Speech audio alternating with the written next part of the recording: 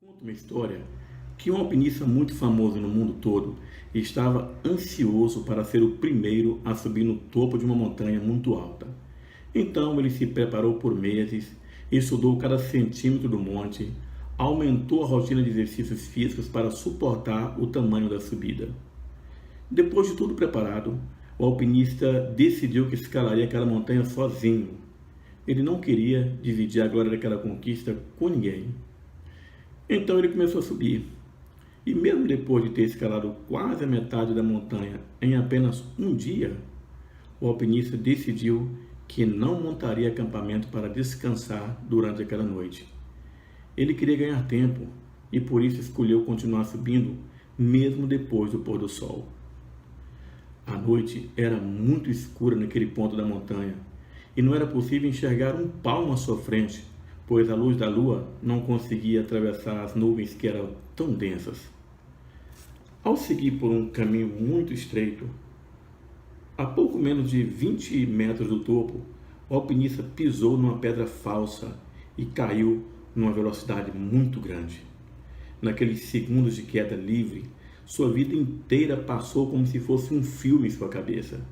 Mas quando a morte já era certa, o homem sentiu um forte tranco. Por um milagre, a corda em que ele estava amarrado se prendeu a uma rocha e o alpinista ficou pendurado em meio àquela escuridão. Naquele momento de solidão e medo, suspenso no ar, o homem não viu outra saída a não ser pedir socorro a Deus. Ele gritou: Senhor, eu sei que o tenho abandonado há muitos anos, mas eu preciso da sua ajuda.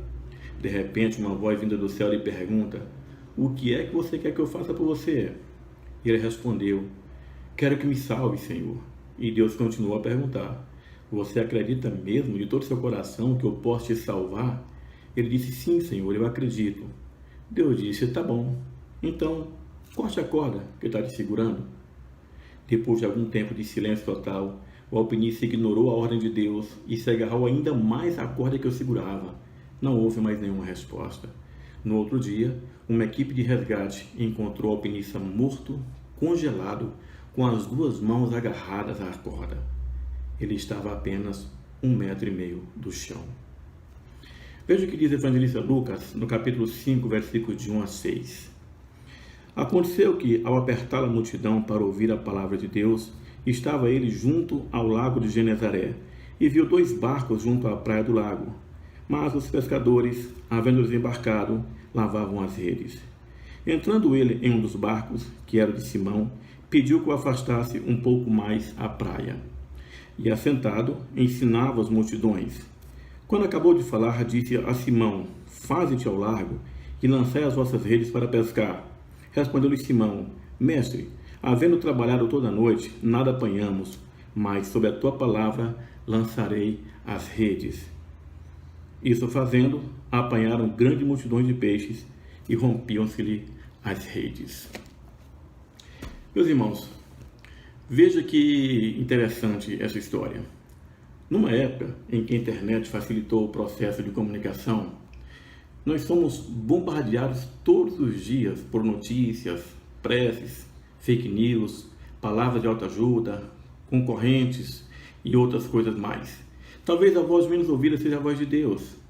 Não é por acaso que muitas pessoas fogem da voz de Deus, porque quando Ele fala, sua santidade expõe a podridão humana. Sua luz ilumina as trevas onde escolhemos viver e expõe os nossos pecados.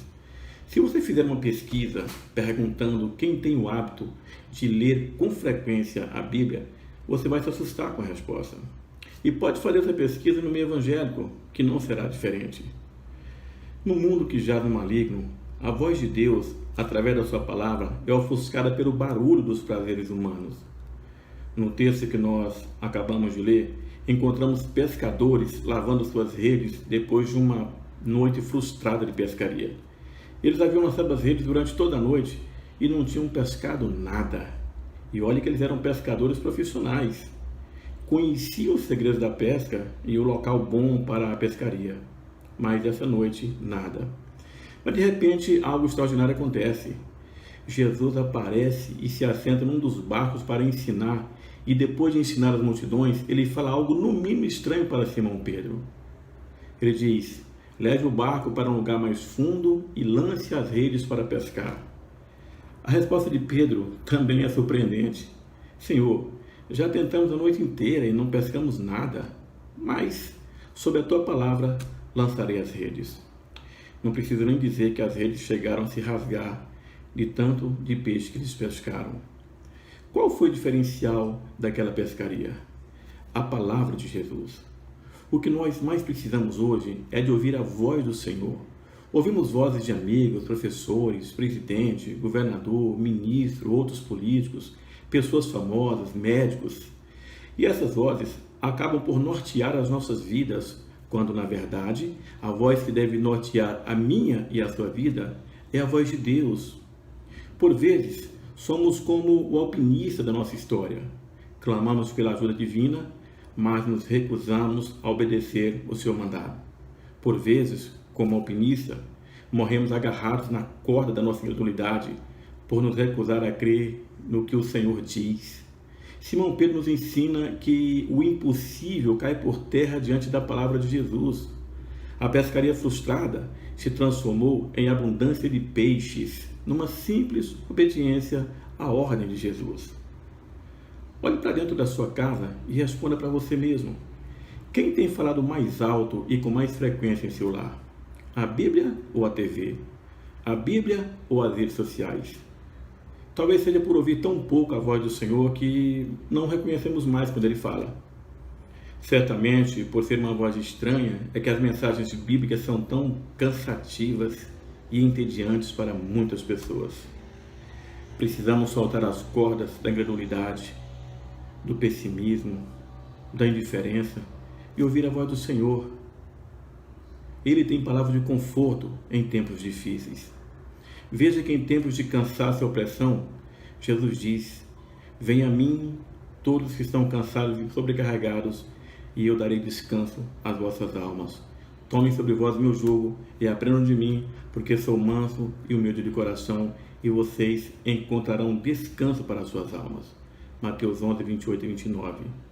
Em tempos de medo e desânimo, a palavra de Deus diz: o próprio Senhor irá à sua frente e estará com você. Ele nunca o deixará, nunca o abandonará. Não tenha medo, não desanime. Deuteronômio 31, 8.